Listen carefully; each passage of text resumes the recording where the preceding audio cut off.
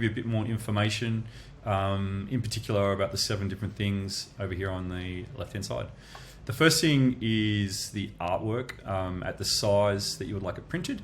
That's essentially so we don't have the backwards and forwards of you want it big or small or too big or is too small. So what we would like is for you to supply the artwork at the size that you would like it printed. Now, if you're not sure, on the next page of this PDF, we've got some suggested sizes. But a really good thing to do is to go through your wardrobe and have a look at your favorite t-shirt, grab your tape measure or ruler and just measure the artwork. And if that's the size you would like, let us know. In the file, if you can't amend the artwork size, in the email, just send that to us and we can adjust the size for you. Section 2 is about 300 dpi. Now that's in relation to a Photoshop file, and that's dots per inch. And what we love here is high resolution dots in our artwork. So the more, the higher the number, the more dots. I don't want to get too technical. It's a Photoshop thing.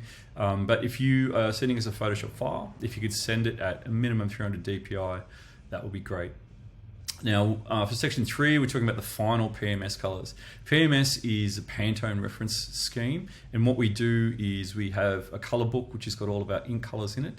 And so what we would like is if you have a specific brand color that's red, we'd like the PMS number, which is, well, it says it on the PMS swatch.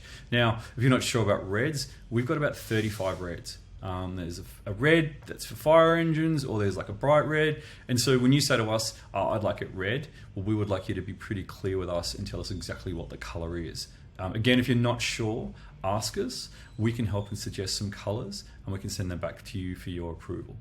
The spelling, that's pretty plain. We don't spell check your files. Obviously, if there's a massive spelling mistake and we catch it, we'll let you know, but you're responsible for sending the artwork to us with the spelling checked and it correct. If we print something and it's got the wrong spelling and you've sent it to us, we're not gonna take responsibility for that. So that's just a pre-production check for you guys to make sure it's all okay. Now, section 5 confuses a bunch of people when we say the type needs to be outlined.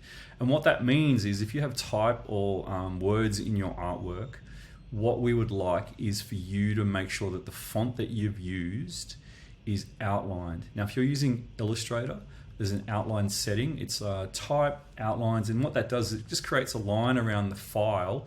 That means that when we open your artwork on our computer, the fonts are in place. If we don't have the font that you've used on our computer, it won't work. And in some instances, you may have paid for a font. If we have to buy a font for your artwork, we'll charge it back. And essentially, that's why we're asking you to outline the fonts and send them to us. You can also send us the file, and then we can put that font file on our computer, and then there's no problems.